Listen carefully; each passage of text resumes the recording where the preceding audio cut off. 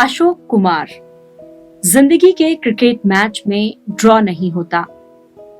एक अलसाई सी दोपहरी में अनमने भाव से टीवी के चैनल बदलते हुए अचानक मैं चौंक गई। पुरानी ब्लैक एंड व्हाइट फिल्म का प्रसिद्ध हिट गाना आ रहा था। धीरे धीरे आ रे बादल, धीरे धीरे आ, मेरा बुलबुल सो रहा है, शोरगुल ना मचा। तुरंत आलस से झटक कर उठ बैठी। दादा मुनि अशोक कुमार की मशहूर फिल्म किस्मत टीवी पर आ रही थी। 1936 में अपनी पहली फिल्म जीवन नैया से अपना करियर शुरू करने वाले अशोक कुमार की शुरू की फिल्में इतनी सफल नहीं रही थी जितनी कि बाद के दौर में रही। अछूत कन्या, सावित्री, वचन, कंगन, बंधन और किस्मत रिलीज होते होते वे हर दिल अजीज बन गए थे, इंडस्ट्री में भी और बाहर भी। अशोक कुमार के नाम से उन्होंने लोगों के दिलों में घर कर लिया था। पुरानी यादें मेरे जहन में उतरने लगी और मैंने निश्चय किया कि क्यों ना उनसे फिर मिला जाए। हमारे लिए अशोक कुमार जी अजनबी नहीं थे। बंबई में रहते रहते कई बार उनसे मिलने का मौका मिला था, किंतु कभी देर तक बैठकर उनसे औपचारिक बातचीत नहीं हो सकी थी। सोचा अब जब दिल्ली से बंबई जाऊंगी तब उनसे अवश्य मिलूंगी। वो अवसर भी शीघ्र आ गया। अशोक कुमार जी को पिछली मुलाकातों का हवाला देते हुए इस बार एक लंबी बातचीत के लिए समय मांगा तो हंसने लगे। अपने पुराने अंदाज में फोन पर ही बोले, कभी भी आ जाइए, पर देखिए पिछली बार की तरह इस बार टेस्ट मैच के दिनों में नहीं आइएगा। मैंने भी हंसकर जवाब दिया, दादा मुनि, टेस्ट मैचों की आपकी दीवानगी को सभी जानते हैं। उन दिनों तो आप टीवी के सामने चिपक कर बैठ जाते हैं। इस बात का ध्यान रखूंगी, नहीं तो इस बार भी बातचीत अधूरी रह जाएगी। कुछ दिनों बाद ही किसी काम से बंबई जाना पड़ा। दादा मुनि को मिलने उनके घर गई तो देखा वे बड़े कमजोर हो गए थे, किंतु उनकी निश्चल हंसी अभी भी वैसी ही थी। बड़े अपनत्व से मिले और अपनी सहज सरल मुस्कान के साथ शुरू हो गए अपना अतीत सुनाने के लिए, जैसे वे इस क्षण की राह ही देख रहे हों। कहने लगे, चलिए इंटरव्यू से पहले आपको एक कहानी सुना दूं। और कहानी शुरू हो गई। ये ब्रिटिश जमाने की बात है, तब मैं पैदा भी नहीं हुआ था। उस समय बंगाल के निकट नाडिया डिस्ट्रिक्ट में डाकू होते थे। वे बड़े मशहूर डाकू थे। उनमें से एक का नाम था रघु। ये डाकू जमींदार होते थे और डकैती करके ही अपनी जमींदारी चलाते थे। जब अंग्रेजों ने बंगाल पर चढ़ाई की तब जितने डाकू थे उन्होंने इधर उधर भागना शुरू कर दिया। भागते भागते रघु नाडिया के निकट एक गांव के मंदिर में जाकर छिप गया और वहां जनेऊ पहनकर बैठ गया। ब्रिटिश सैनिकों ने उसे देखा तो जनेऊ पहने होने के कारण उसे ब्राह्मण समझा और ये सोचकर कि ब्राह्मण तो डाकू हो ही नहीं सकता, उसे नहीं पकड़ा। उसी रघु के वंशज हम हैं। इस तरह हम रियल ब्राह्मण नहीं हैं, बेजात हैं, किंतु इससे क्या फर्क पड़ता है। हम लोग पुरबिया भी नहीं हैं, लेकिन ब्राह्मण जरूर हैं, क्योंकि ब्राह्मण समझा जाता था हमें, इसलिए जनेऊ पहनना अनिवार्य था। अभी भी पहनते हैं। हंसते हुए बोले, वहां बाथरूम में जनेऊ रखा है। फिर कुछ सोचते हुए दादा मुनि बोले, और फिर ब्राह्मण तो कर्म से होता है। आपने ईश्वर चंद विद्यासागर का नाम सुना होगा। वे ब्राह्मण थे, सुधारक थे। उन दिनों बंगाल में बाल विवाह खूब प्रचलित था। ईश्वर चंद जी ने उसे बंद करने की ओर कदम उठाया, इसलिए कट्टरपंथियों ने उन्हें बेजात कर दिया। मेरी पत्नी उसी परिवार की है, इसलिए वे भी बेजात हैं और इस तरह हम दोनों बेजात हैं। दादा मुनि का जन्म 13 अक्टूबर 1911 को भागलपुर में हुआ। मध्य प्रदेश के खंडवा में बचपन बीता। पिता का परिवार और नाना का परिवार दोनों ही बहुत प्रतिष्ठित परिवार थे। नाना शिवचंद्र बनर्जी को राजा का टाइटल अंग्रेज सरकार ने दिया था। उनके पिता भी प्रतिष्ठित वकील थे। उनकी इच्छा थी कि दादा मुनि भी वकालत पढ़ें। रॉबर्टसन कॉलेज जबलपुर से बीएससी करने के बाद कलकत्ता विश्वविद्यालय में उन्हें लॉ ज्वाइन करवा दिया गया, किंतु वकील बनना उनके भाग्य में नहीं था। किस्मत ने करवट बदली जब वे 1934 में लॉ के प्रथम वर्ष में थे। उनके मन में विचार आया कि क्यों न परीक्षा के पहले जो लंबा अवकाश है उसमें कुछ किया जाए। एक परीक्षा से दूसरी परीक्षा के बीच काफी लंबा समय था और समय के इस लंबे अंतराल ने उनके करियर की धारा ही बदल दी। दादा मुनि ने बताया, 20 जनवरी 1934 मुझे अभी भी याद है। मैं जर्मनी जाना चाहता था फिल्म टेक्निक सीखने के लिए। मैं हिमांशु राय जी के पास गया और बोला कि यदि वे वहां किसी को जानते हैं तो मेरे नाम की सिफारिश कर दें। हिमांशु जी ने कहा, वहां कोई सिखाने विखाने वाला नहीं है, हम यही फिल्म इंडस्ट्री खोल रहे हैं, यही क्यों नहीं आ जाते। और वही हुआ। मैं वहीं कैमरा लेबोरेटरी और तकनीशियन का काम सीखने लगा। उस समय तक मेरा नाम कुमुद लाल था। अब हुआ ऐसा कि मेरे बहनोई शशिधर मुखर्जी वहां लैब असिस्टेंट थे। बॉम्बे टॉकीज का स्थायी नायक नजम काम छोड़कर चला गया। समस्या खड़ी हुई कि नई फिल्म का नायक कहां से आए। खोज शुरू हुई। बहनोई शशिधर मुखर्जी ने कुमुदलाल गांगुली यानी अपने साले यानी कि मुझसे कहा कि क्यों नहीं वो ये रोल कर लेते। मैंने कहा, मैं तो यहाँ से जाने वाला हूँ। फिर माताजी पिताजी मानेंगे नहीं। जब बहुत जोर दिया तो बहाना बना दिया कि उनसे पूछना पड़ेगा। मुखर्जी साहब बोले, पूछने की क्या जरूरत है, एक ही फिल्म की तो बात है, उसके बाद हम कोई ना कोई हीरो ढूंढ लेंगे। उन्होंने मेरी पेशी हिमांशु राय जी के सामने कर दी। वे भी राजी हो गए। मैं माता पिता से बहुत डरता था। वे तो मुझे वकील बनाना चाहते थे, इसलिए मैंने हिमांशु जी से कहा, आप चुपके से एक फिल्म खत्म कर लीजिए, पर मेरी शर्त है, किसी को बताइएगा नहीं, क्योंकि अगर घर में मालूम पड़ गया तो मुसीबत हो जाएगी। उन्होंने हाँ कर दी, पर हुआ वही जिसका मुझे डर था। माँ की चिट्ठी आई, तुमने फिल्म में काम करना शुरू कर दिया। हम तुम्हारी जहाँ शादी कर रहे थे वो टूट गई। मैं फिर हिमांशु जी के पास गया और कहा, मेरी शादी भी टूट गई, मैं ये एक्टिंग वैक्टिंग नहीं करूंगा। किंतु वे कहाँ मानने वाले थे। कहने लगे, इस फिल्म के बाद तो तुम्हें एक्टिंग छोड़ देनी ही है। मैं तुम्हारे माता पिता से बात कर लूंगा। मैं समझ गया कि मेरी दाल गलनी नहीं है। मैंने दूसरा रास्ता पकड़ा। अपने बाल बहुत छोटे छोटे करवा लिए, देहातियों की भांति। पर इतने पापड़ बेलने के बाद भी कुछ नहीं हुआ। मेरे छोटे बाल देखकर हिमांशु जी ने कहा, कोई बात नहीं, हम विग पहनाकर काम चला लेंगे। डायरेक्टर बोला, हम बाल बढ़ने तक इंतजार कर लेंगे। इस प्रकार कुमुदलाल गांगुली की पहली फिल्म की शूटिंग आरंभ हुई। फिल्म का नाम रखा गया जीवन नैया और कुमुदलाल को बना दिया गया अशोक कुमार। अतीत से वर्तमान की ओर लाते हुए मैंने दादा मुनि से पूछा, प्रथम शॉट देते हुए आपको कैसा लगा था?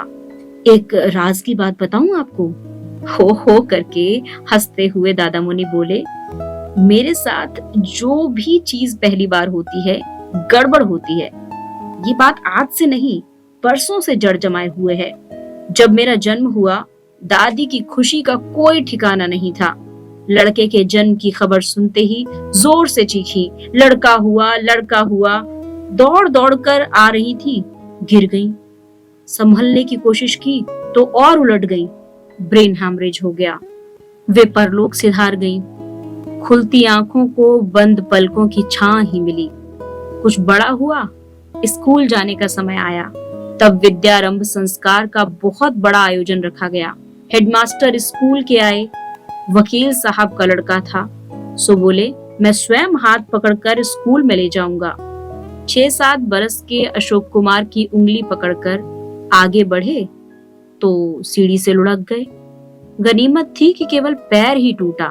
बात यही खत्म नहीं हुई। उम्र के कुछ और दौर बीते तो घर में चर्चा हुई कि यज्ञोपवीत संस्कार होना है।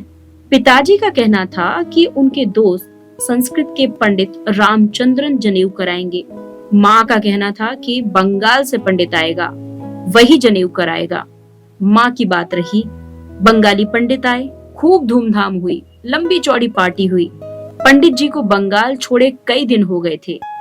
बंगाली संदेश और रसगुल्लों की बहार देखी तो ज्यादा खा गए। तबीयत इतनी खराब हुई कि जनेऊ रामचंद्रन से ही कराया गया। और सुनिए, शादी होने वाली थी। मुहूर्त निकला शुक्रवार का। माँ ने कहा शुक्रवार को शादी नहीं हो सकती क्योंकि वर के जन्मदिन पर कोई अन्य शुभ कार्य नहीं होना चाहिए। ऐसी बंगाल में मान्यता है। पंडित जी ने कहा इस शुक्रवार को नहीं तो अगले 6 महीने और कोई मुहूर्त नहीं है। माँ ने कहा 6 महीने किसने देखे हैं, आज ही शादी कर दो। कुल जमा 5 आदमी थे। शादी के लिए एक जगह ली गई। वहां पंखा तक नहीं चल रहा था। शायद काम में न लिए जाने के कारण उसमें जंग लग गया था।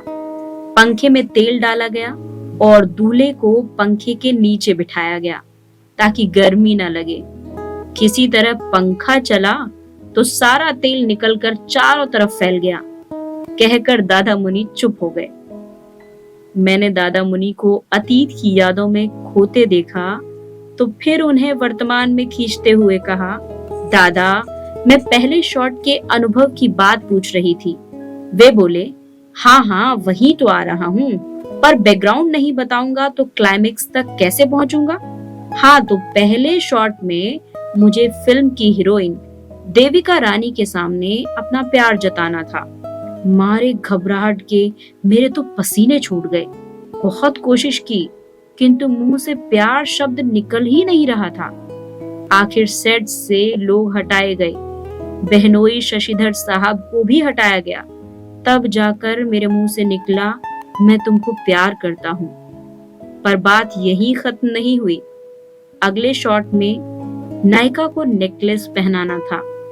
मारे घबराहट के हाथ कांपने लगे।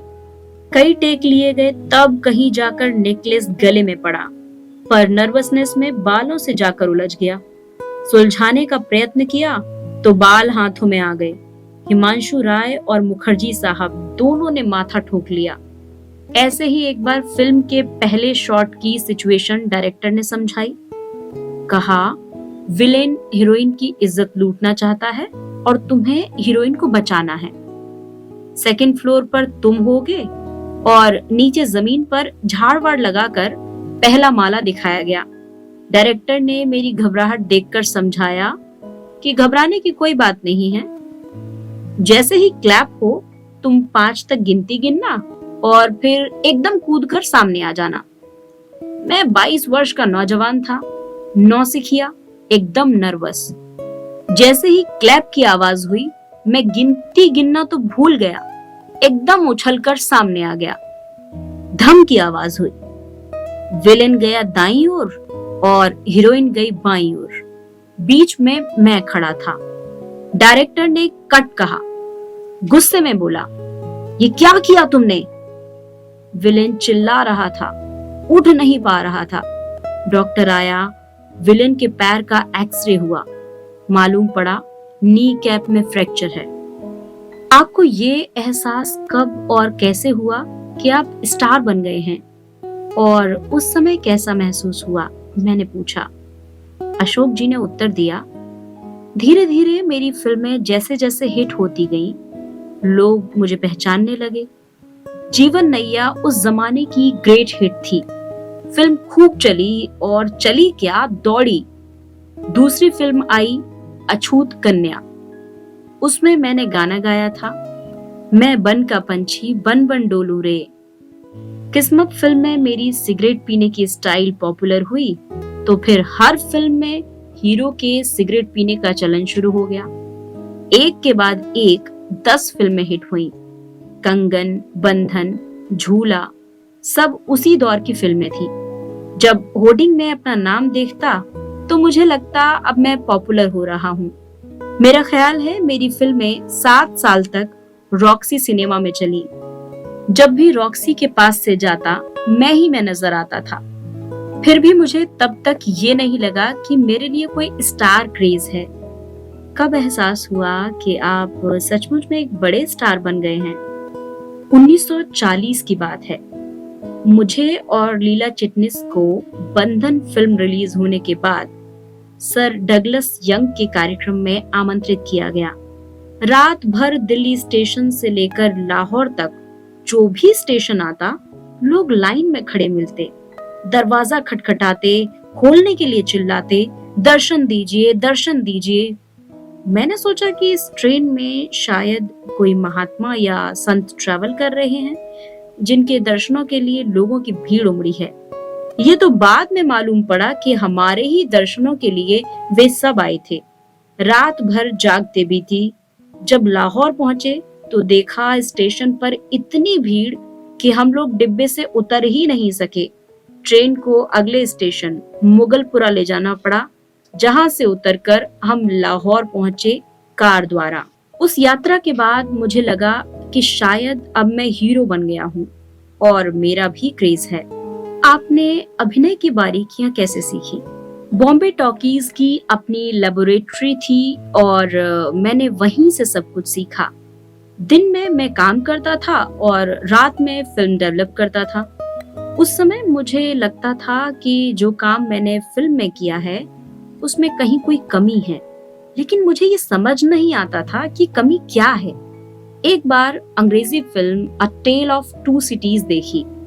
उसको देखने के बाद मुझे समझ में आया कि अभिनय इमोशन को व्यक्त करने का ही नाम है। पात्र की भावनाओं के अनुरूप अपने को ढाल लिया और अभिनय देखकर लगे कि जो कुछ किया वो आप नहीं बल्कि वो पात्र ही कर रहा था, तो वही अभिनय कहलाएगा। 2 बातें उसके बाद सदैव अपने जहन में रखी। पहली ये कि कैमरे के सामने अपने चरित्र को अपने में आत्मसात कर लूं, और दूसरी ये कि कभी कल की परवाह नहीं की। धीरे धीरे ये गुर मैंने अपने आप में बढ़ाया और सही पूछा जाए तो शायद ये मुझ में जन्मजात था, क्योंकि हिमांशु जी मुझसे कहते थे, एक दिन जरूर तुम श्रेष्ठता प्राप्त करोगे। फिल्मी सितारों के स्टाइल में क्या कोई क्रांतिकारी परिवर्तन हुआ है? अशोक कुमार जी ने बतलाया, हाँ, बहुत बड़ा क्रांतिकारी परिवर्तन हुआ है। पहले एग्जिबिशनिज्म ज्यादा था, जोर जोर से बोलना, हाथ पैर चलाना, हाथ हिला हिला कर बात करना। अब ज्यादा स्वाभाविक और संजीदगी से काम करते हैं। केवल थिएटर में ही हाथ पैरों का मूवमेंट ज्यादा होता है। मैंने फिर पूछा, और फिल्मी सितारों की जिंदगी में तब और अब में? अशोक जी मुस्कुराए, फिर बोले, उन दिनों फिल्म में काम करना बहुत अच्छा नहीं समझा जाता था। लोग हमें पसंद करते थे किंतु आदर नहीं करते थे। हम लोगों की कोई डिमांड नहीं थी। शूटिंग के दौरान कुछ खाने पीने को मिल जाए तो ठीक है, वरना वो भी नहीं। आजकल की तरह नहीं था कि ब्रेकफास्ट भी हो, लंच भी, डिनर भी और फिर भी 10 नखरे। हम लोग तो इनके मुकाबले कुछ नहीं थे। कभी कभी ऐसा हुआ कि हम खाने को साथ कुछ नहीं ले गए। शूटिंग के दौरान भी कुछ नहीं मिला। सामने देखा तो कोई टोकरी में रखकर कुछ ले जा रहा था। पूछा, भाई क्या ले जा रहा है? वो बोला, कुछ नहीं, मिर्ची है। तो हमने कहा, लाओ मिर्ची ही खाते हैं। मिर्ची से लंच खा लिया। ऐसा कई दफे हुआ। मेरा छोटा भाई किशोर कहता था, हम 5-7 साल काम करेंगे, फिर पान की दुकान खोल लेंगे या फिर कपड़े की दुकान। हमें 200-250, हद से हद 400 रुपए मिलते थे। सुलोचना उस समय की सबसे ज्यादा पेड हीरोइन थी। उन्हें 4,500 रुपए मिलते थे। वो बहुत ज्यादा समझा जाता था। मुझे 300 रुपए मिलते थे, उसमें से 32 रुपए घर का किराया, एक गाड़ी खरीदी, 80 रुपए हर महीने किस्त देनी होती थी, पेट्रोल का खर्च 90 रुपए, बनिए का खर्च 30 रुपए, फिर घर के और खर्चे। साथ में थे मैं, मेरी पत्नी, छोटी लड़की भारती, मेरे कजन, उनकी पत्नी। इतने लोग पलते थे मेरी एक तनख्वाह पर। वो समय कुछ और था, फिर भी आज से अच्छा था। टैक्स वैक्स नहीं था, इसलिए गाड़ी ठीक ठाक चल रही थी।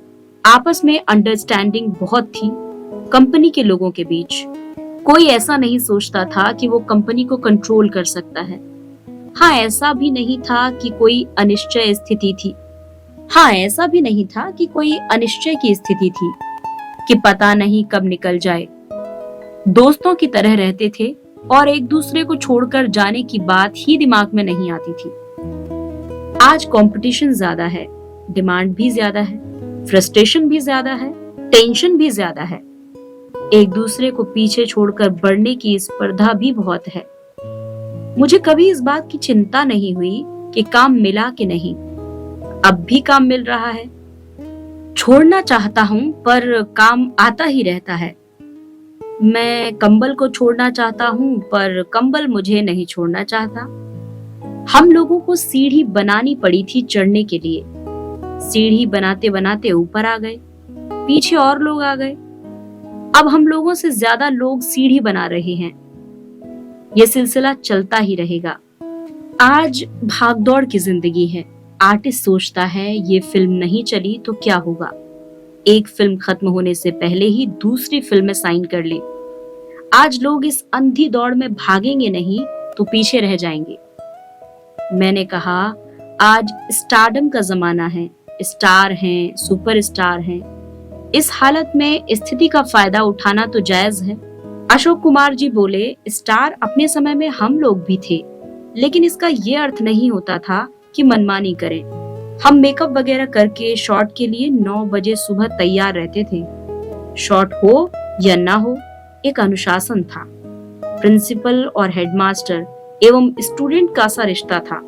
क्या आपका मतलब ये तो नहीं कि आजकल लोगों में सिंसियरिटी का अभाव है? नहीं, ऐसी बात नहीं है।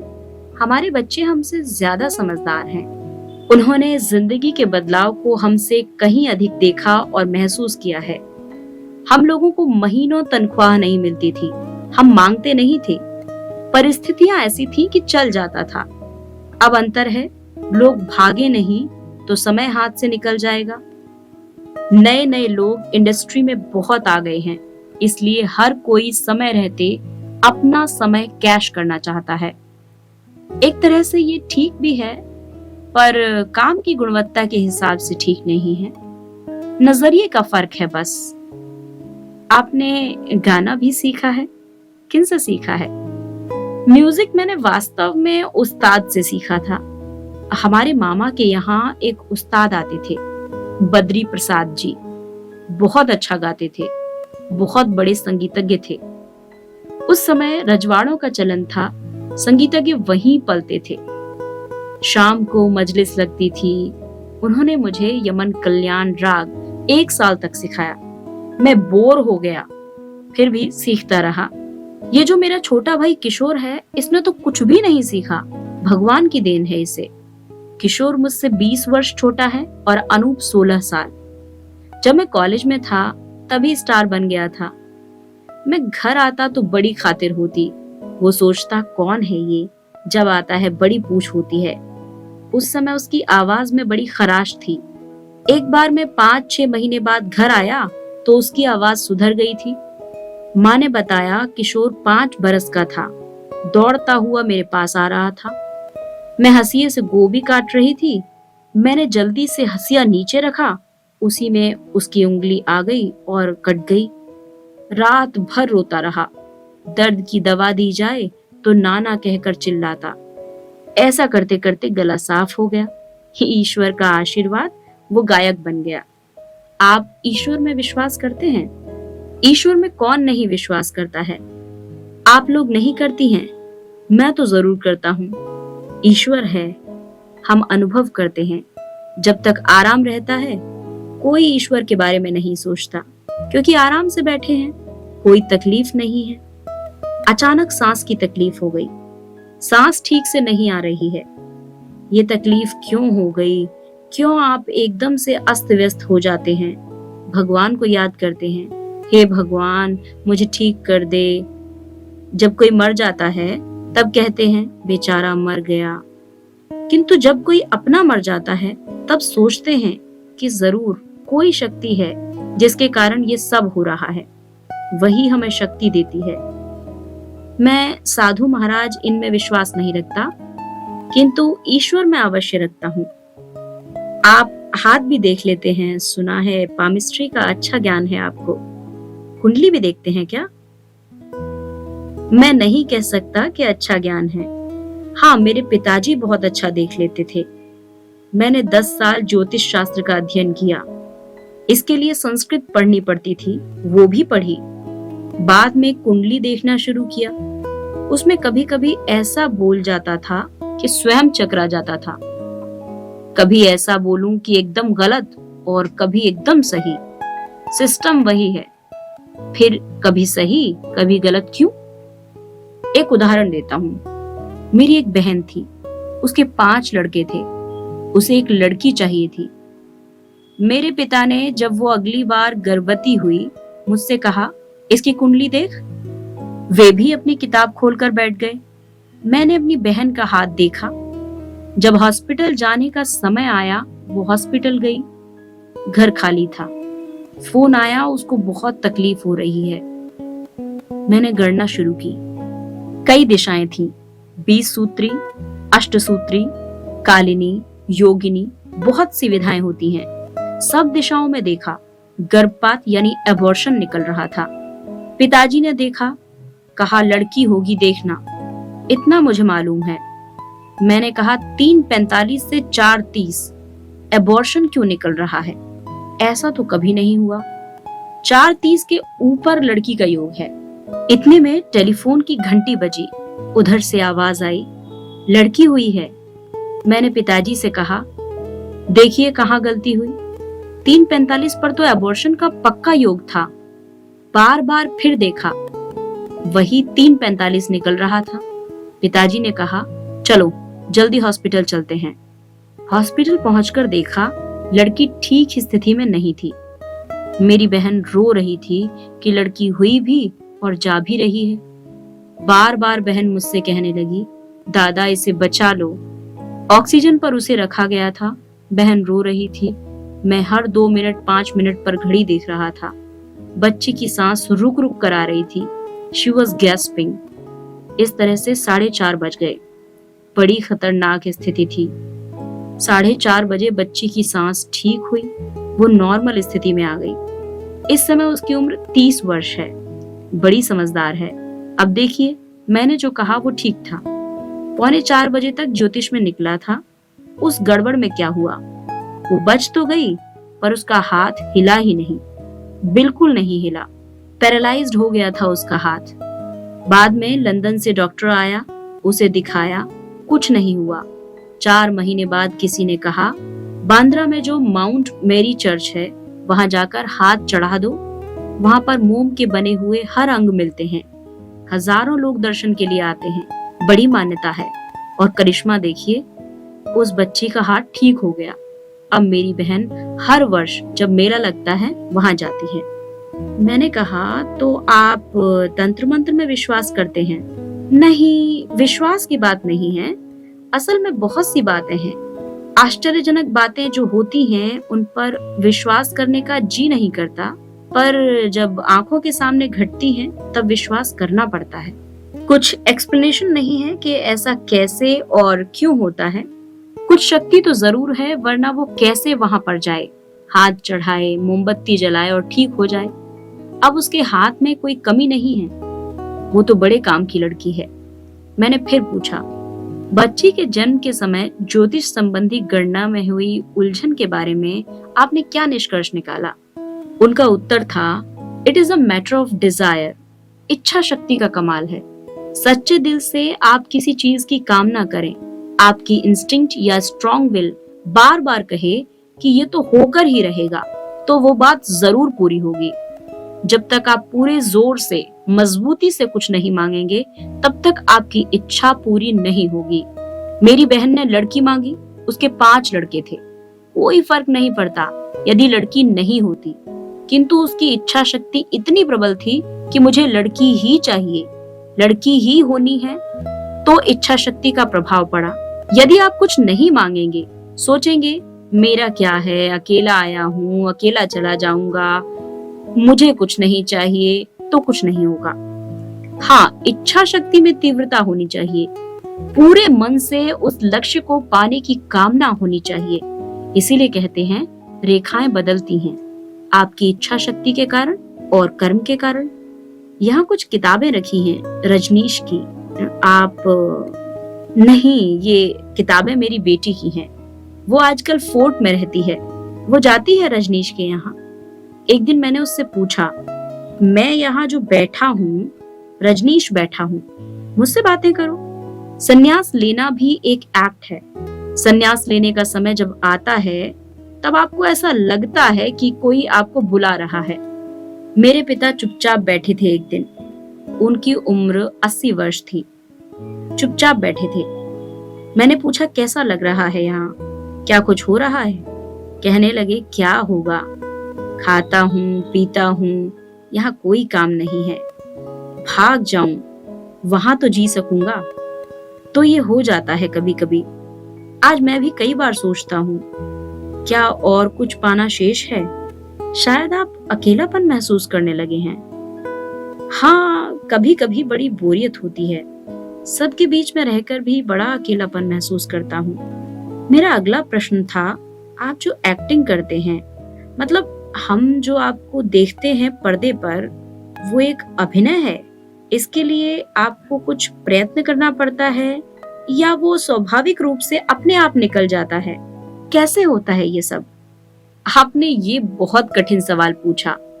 जब मैं लेबोरेटरी में काम करता था, तब कभी कभी काम करते समय मुझे लगता था कि कहीं कोई गड़बड़ी है। मैं जो कर रहा हूँ वो ठीक नहीं कर रहा हूँ। लोग कहते थे ठीक है, पर मैं संतुष्ट नहीं था। मुझे ठीक नहीं लग रहा है तो ठीक नहीं है, ऐसा मैं सोचता था। अचानक मुझे लगा मैं जैसे जो कर रहा हूँ वो गलत है, मैं इसे दूसरे तरीके से करूं। 12-14 महीने बाद मुझे लगा मुझे अपना नजरिया बदलना होगा। अंग्रेजी में जिसे एटीट्यूड कहते हैं। मैं लोगों की स्टडी करने लगा, उन्हें ऑब्जर्व करने लगा। किसकी आदतें कैसी हैं, कोई बैठा है तो कैसे बैठा है, उसकी आंखें कैसी हैं। सामने वाले को पता नहीं लगता था कि मैं उसे देख रहा हूँ। मेरा ऑब्जर्वेशन बहुत काम आया। कभी मैं सोचता ये मेरा कैलकुलेशन है, फिर अपने आप ही जवाब देता नहीं नहीं, अभिनय है। अभिनय बड़ा ही रोचक है, एग्जिस्टिंग आर्ट। एक ही बात को 100 तरीकों से किया जा सकता है, और तब मैं अपनी बुद्धि से, डायरेक्टर से, स्टोरी राइटर से भेद लेता कि किस प्रकार करना ज्यादा स्वाभाविक है, ये या वो। सामने करके दिखाता था। धीरे धीरे ये स्वभाव बन गया और अभिनय में स्वाभाविकता आती गई। चरित्र में डूबता चला गया। अच्छा आर्टिस्ट कौन होता है, ये कहना बहुत मुश्किल है। एक आर्टिस्ट को सीन अच्छा मिलना चाहिए, सामने कौन है, कैसा है, रिएक्शन अच्छा मिलना चाहिए। तब जाकर आर्टिस्ट को पता चलता है कि वो कितना अच्छा है। अकेले कुछ नहीं हो सकता। मैंने कहा शायद इसीलिए आजकल आर्टिस्ट बहुत दखल अंदाजी करते हैं। आपने कभी की? हाँ, मैं भी करता हूँ। अगर मुझे गलत लग रहा है, किस लिए गलत लग रहा है, डायरेक्टर को बताता हूँ, कन्विंस करता हूँ। अपने अंदर से यदि प्रेरणा मिलती है कि मैं ठीक कर रहा हूँ, तो बार बार डायरेक्टर या स्टोरी राइटर को बताता हूँ। ये जो फिल्म आपने देखी, छोटी सी बात, इसमें मैंने बहुत कुछ सजेस्ट किया, जैसे टिक टिक। मैं घर में सबको टिक टिक करता हूँ और सब भागते हैं। आप पूछेंगे ये मैंने कहाँ से सीखा? एक बच्चा था, वो बहुत रोता था। मैंने ताली बजाकर टिक टिक करना शुरू किया। बच्चा हंसने लगा। जिसको भी मैं टिक टिक करूं वो हंसे। मेरी ओर देखकर बोले, देखिए आपको भी हंसी आ रही है। तो यही छोटी छोटी बातें बता देते हैं। अपनी सफलता का राज बताइए। आप कोई भी रोल करते हैं, वो अदाकारी की दृष्टि से जीवंत हो उठता है। कैसे करते हैं ये सब? मैं हमेशा अपने डायलॉग याद करके स्टेज पर जाता हूँ। आज भी 15 से 20 रिहर्सल करता हूँ। हर बार सोचता हूँ अगली बार क्या इम्प्रूवमेंट करूंगा। सामने वाला कैरेक्टर क्या है, क्या कर रहा है, देखकर खुद करता हूँ। अपनी संतुष्टि हुए बिना छोड़ता नहीं हूँ। बहुत लोग सोचते हैं अभिनय करते करते जिंदगी बीत गई इसलिए परफेक्ट हूँ। मैं ऐसा नहीं समझता। अपने स्टाइल से बोलने की कोशिश करनी चाहिए। इसलिए डायरेक्टर से पूछ लेता हूँ, राइटर से पूछ लेता हूँ कि मैं ये परिवर्तन कर रहा हूँ, उसे कोई एतराज तो नहीं है। जब वो हाँ करता है तभी आगे बढ़ता हूँ, पर रखता अपनी स्टाइल ही हूँ। जब से दुनिया बनी है 2 भागों में बंट गई है। ये बंटवारा क्या है मालूम है आपको? ये बंटवारा हमारी जिंदगी में बड़ी अहमियत रखता है। ये बंटवारा है जीतने वालों का, हारने वालों का, ऊपर वालों का, नीचे वालों का। जिंदगी के क्रिकेट मैच में ड्रॉ नहीं होता। या तो जीत होती है या हार होती है, और जीत उसी की होती है जो ऊपर होता है, और ऊपर वही है जो नीचे नहीं है। समझिए आप? क्या कहा? मैंने उत्तर दिया, हाँ समझ गई। दादा मुनि बोले, खाक समझी आप, मुझे खुद नहीं पता मैंने क्या कहा। और ये कहकर हो कर हंस पड़े दादा मुनि।